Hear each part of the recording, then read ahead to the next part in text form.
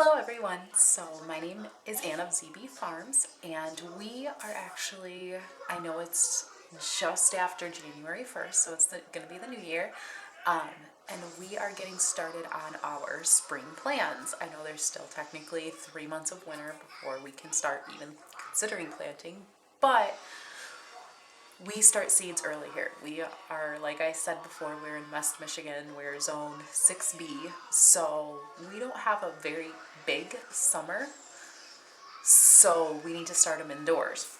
So I don't really plan too much out in the garden. I plan where the big things are gonna go.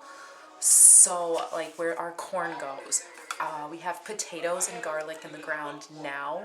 I plan out where our tomatoes and stuff goes, just generally. I don't want to, this year I'm gonna try just kind of going with the flow. But I want to plan out like the big things. So corn takes up a lot of space, planning that out. So that's what I'm doing right now. And I'm also going to get started on making our seed trays, which are going to be permanent ones. I haven't done this before and we're going to try this out. I purchased this year a soil block maker as a way to kind of save, not only save money, but also to stop using more plastic. Because every time I go to use the plastic trays that you can buy at the stores, my goal is to save them and reuse them, but every year they end up getting broken, stepped on, dropped, and cracked, and it doesn't work. So I'm going to attempt to do these seed trays that I found from another page called the Seasonal Homestead, and I will link them below as well. So I'm going to build these kind of based off of something similar to their design. And then, so we're going to do that as another way to reuse stuff and not spend any money. And this is, we bought 2 1x6s and that's all we've spent the money on so far. So yay. We already built some chicken roosts, so I will show those here. We basically took some 2x2s, and then I got some wood from my mom who had just some tongue and groove like boards that for the wall, and she gave those to me, so I used those as well for the side panels.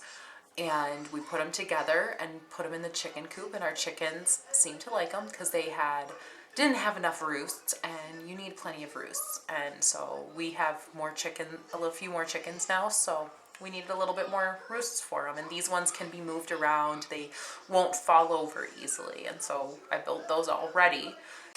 So really quick, I am working on finding a better way to organize my seeds. But all of the seeds we got this year are actually from Baker Creek Heirloom Seeds, and then High Mowing Organic. And then I have a couple of things coming from Johnny Seeds, but they're not here yet. They are onion starts. So those won't be shipped to us until I think March, when it's about maybe February. It's when you're supposed to put them into the ground. But with my seeds, if you don't notice in this bag, I actually have crushed eggshells.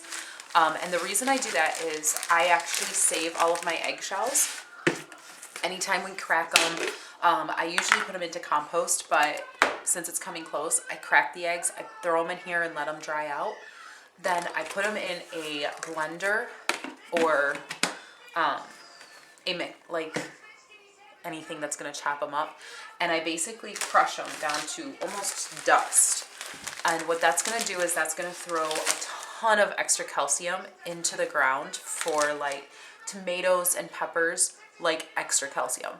So that is what I'm going to be doing. I'm saving as many of the eggs as we can.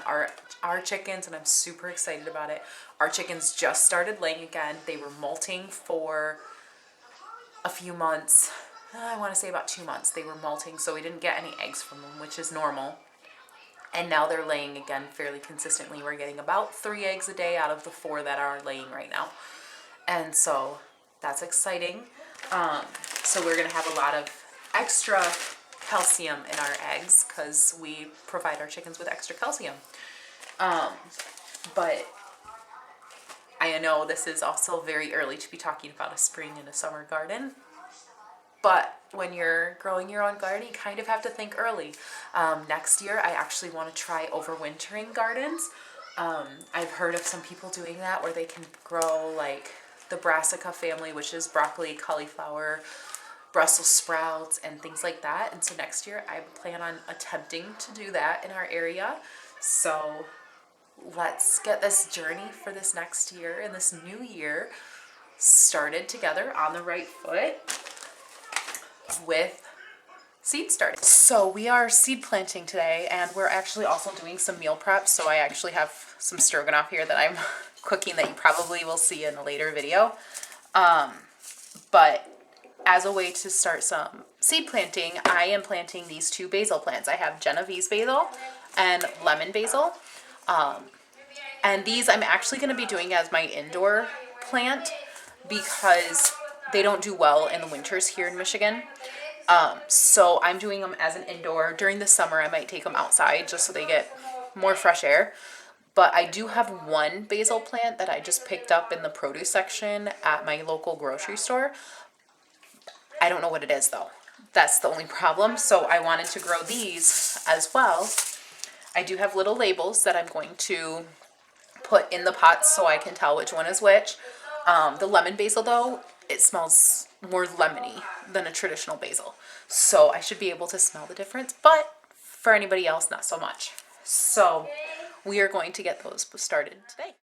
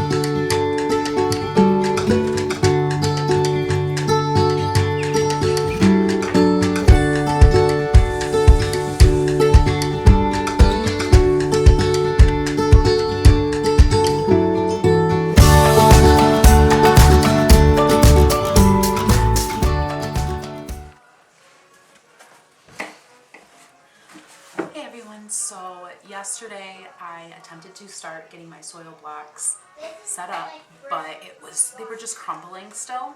So I did a little bit more research. I think I need them a lot more wetter. I think they need to be almost drenched, the soil. So that is what I'm going to do today and get these seeds planted. So let's go.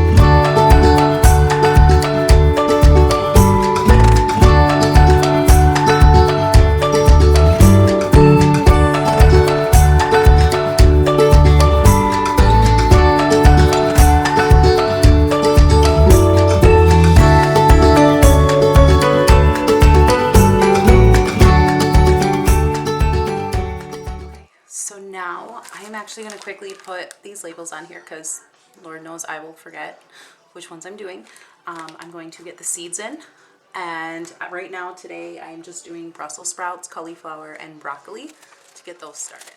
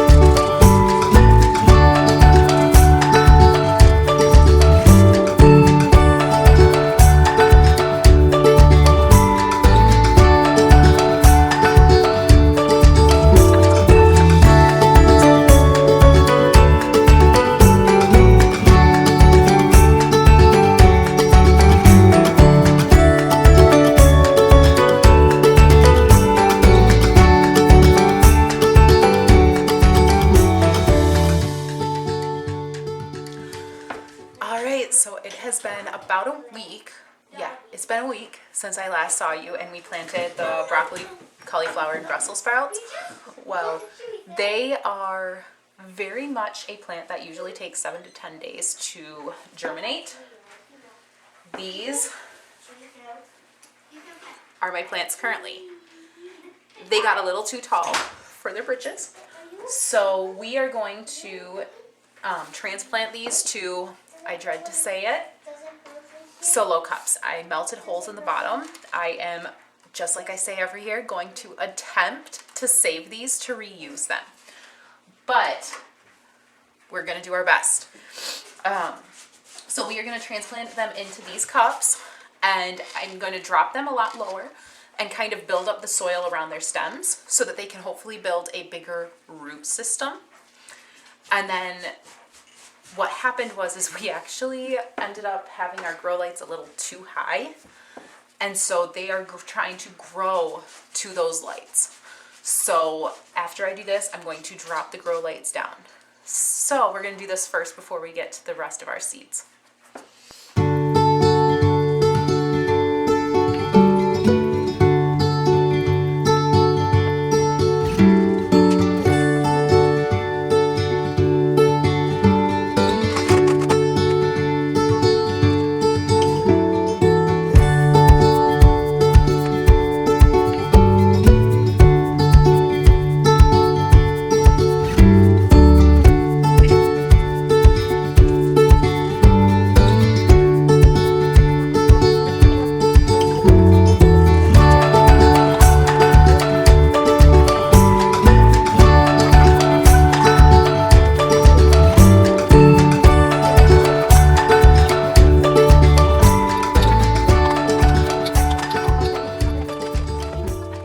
So we just finished the transplanting of the other ones into bigger pots.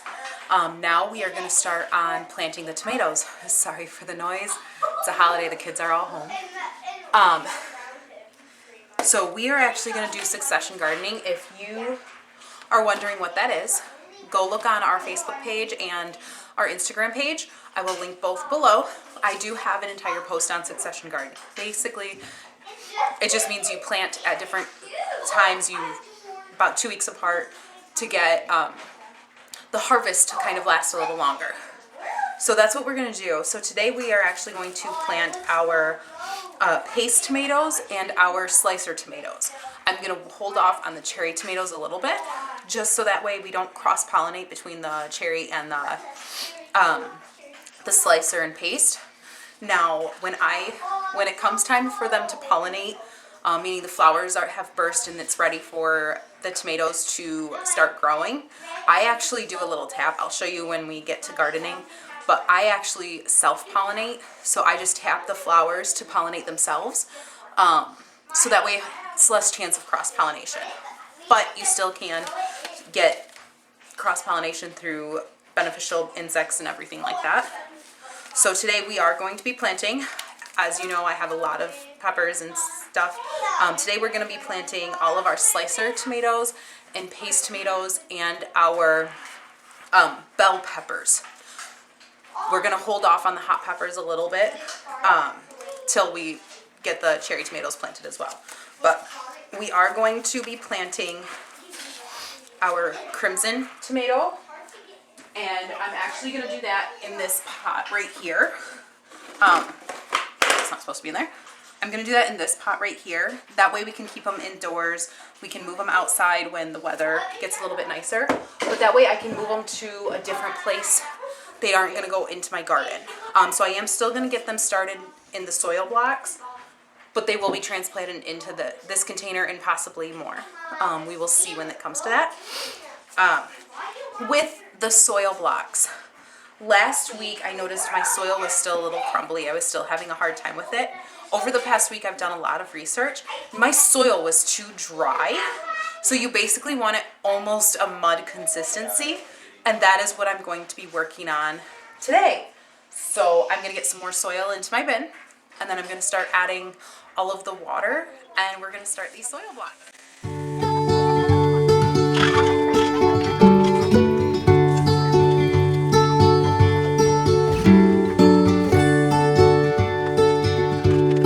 So now, this should be the consistency. It's almost like mud. When you squeeze it, water should actually come out of the dirt. So it's also really, really heavy. So we are going to start making our soil blocks and see how this goes this time. We're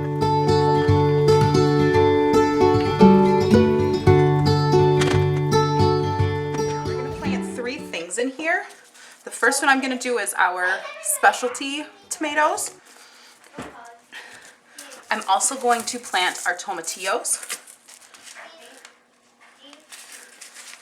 And then I'm also going to plant some Poblano peppers.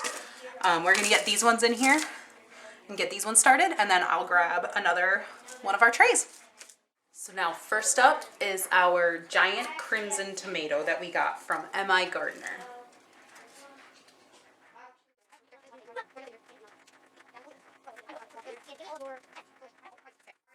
And then I am actually going to tape this shut so I don't lose any of these seeds. Because you never know, we might want to start another one in a little later. Plus, if this works out, I have family and friends that actually want these seeds too. So we're going to keep those ones safe. Then we're doing our tomatillos. Which these ones, if you can see right here, these are super small seeds, so there's a chance I might get 2 in each one.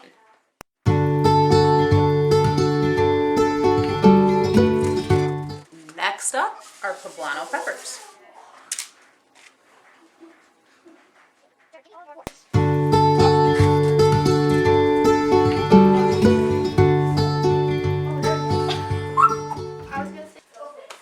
And now let's get going on the next tray.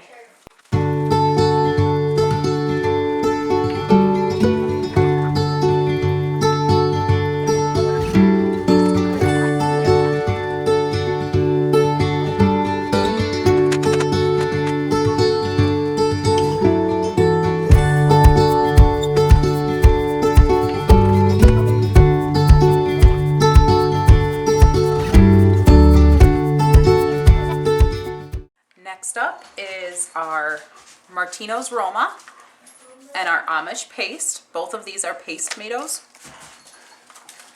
And then we're going to do our bullnose bell pepper.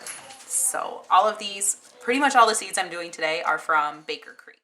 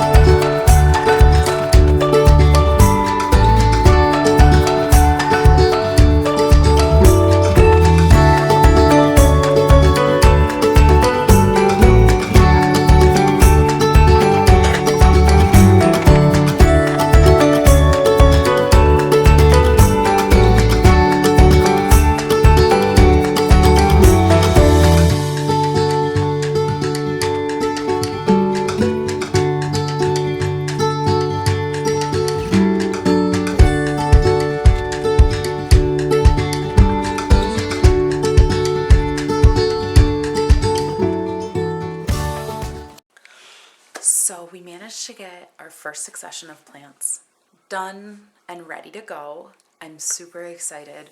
I feels like spring is on its way, so I can't wait. If you didn't notice, I did put the basil on the rack. I actually replanted basil because we had the seeds. You saw at the very beginning that we put the seeds over by our windows while we were cooking up steaks or burgers, I don't know. And the window we opened one of the windows to kind of help air out the kitchen because it steamed up really bad. We forgot to close it. So I'm pretty sure those seeds died. So I did plant some more in those pots and I moved them onto warming racks to help germinate them. So those are hopefully going to start growing very soon. And I'll see you on the next video because I cannot wait. I will have some videos up somewhere over here of a couple of our other videos. I know that we're still at the very beginning, but please don't forget to like and subscribe. And I hope you all have a great day.